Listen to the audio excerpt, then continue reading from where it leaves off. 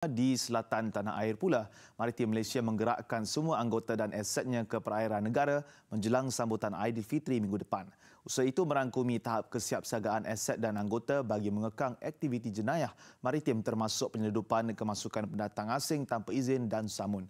Untuk perkembangan, kita bersama wartawan Zahir Senapiah bersama Pengarah Maritim Johor, Laksamana Pertama Maritim Aminuddin Abdul Rashid di JT Maritim Sungai Pulai Johor. Silakan Zahir. Terima kasih rakan setugas di Sepentas. Assalamualaikum. Saya kini berada di JT Maritim di Sungai Pulai ini, di mana pada masa ini anggota APMM sedang bertukus-tukus untuk menjaga keselamatan negara ketika umat Islam sedang membuat persiapan bagi menyambut ketibaan Syawal yang dinanti-nantikan. Jadi untuk mengetahui langkah-langkah yang diambil oleh APMM di wilayah selatan ini, kita bersama Laksamana Pertama Maritim Aminuddin Abdul Rashid yang juga Pengarah Maritim wilayah selatan.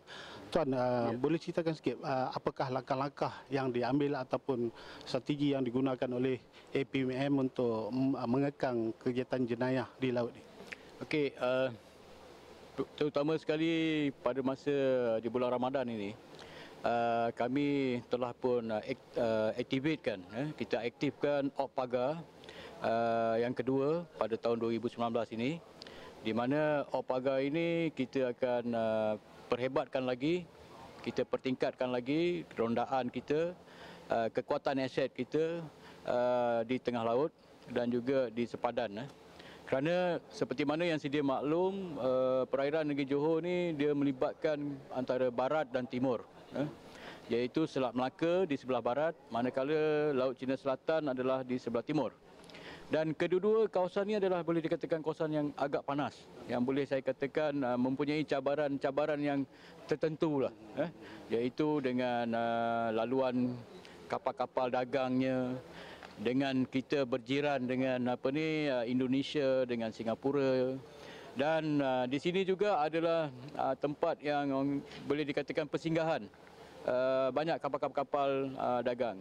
Jadi dengan kita adakan Op Pagar ini pada setiap tahun, iaitu bermula pada 2018 dan ini adalah 2019 kali kedua Op Pagar ni, kita dapat membendung dan juga kita menghalang kemasukan dan juga keluarnya parti daripada Malaysia ke negara jiran dan juga daripada negara jiran ke negara kita, ya. Di mana kita tahu mereka-mereka ni yang dahulunya mungkin masuk ke negara kita tanpa mempunyai dokumen-dokumen yang lengkap. Jadi dengan cara yang mereka ambil mudah adalah keluar secara haram. Dan ianya amat membahayakan juga, membahayakan. Dan kita pun pernah dengar beberapa kes yang mana bot pancung yang membawa mereka ni didapati tenggelam ataupun berlanggar dengan mana-mana objek di tengah laut dan menyebabkan parti yang tadi di dalam bot akan mengalami mati lemas dan kehilangan nyawa, ya. Dan benda-benda ni yang kita nak mengelakkan. Yang keduanya adalah waktu yang sama ni juga permintaan. Biasanya di waktu perayaan ni permintaan mesti rokok, mercun, mula banyak.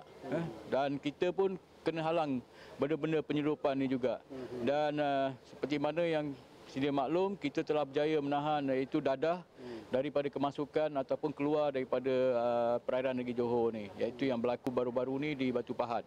Dan ini juga yang perlu kita bendung juga. Ada masanya mereka mungkin mengambil kesempatan di waktu kita nak beraya ni, dia akan memikirkan mesti penguatkuasa tidak akan membuat rondaan ke, kan. Kita kurangkan rondaan kita. Sebenarnya tidak. Malah anggota saya, kami tetap terus berusaha dan juga bertugas 24/7, maknanya 24 jam 7 hari, menjaga perairan ini supaya jangan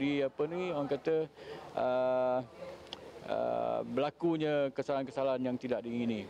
Kalau kita lihat selain daripada parti penyelundupan dan sebagainya, ada kes rompakan ni, macam mana tuan melihat perkembangan ni? Okey, seperti mana yang tadi di dalam BC saya, press conference yang saya buat, rompakan ini yang berlaku ni memang dia dah Dia dah melihat ada kapal ataupun yang mempunyai kelemahan.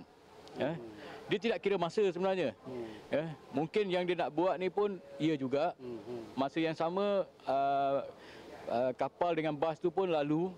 Waktu pun waktu ialah nak dekat raya. Jadi dia mengambil kesempatan tu sekurang-kurangnya dapatlah untuk duit raya dia kan. Tapi malangnya dia tidak sedar yang pihak APMM yang sentiasa berada di laut, kita dengan mewujudkan operasi ini tadi, kita berjaya mengengkang dan juga menghalang mereka daripada melakukan kecurian. Sebenarnya mereka bermula daripada Selat Singapura. Dia akan ikut, dia akan pantau, dan sehingga dia melihat ada kesempatan untuk dia boleh panjat. Dan dia tengok tiada penguatkuasa daripada ketiga-tiga negara seperti Indonesia, Malaysia dan juga Singapura, dan mereka akan naik. Modus operandi dia. Jadi dia akan tengok tu dulu. Okey. Terima kasih banyak Tuan atas penjelasan. Jadi sekian dulu laporan saya daripada Johor.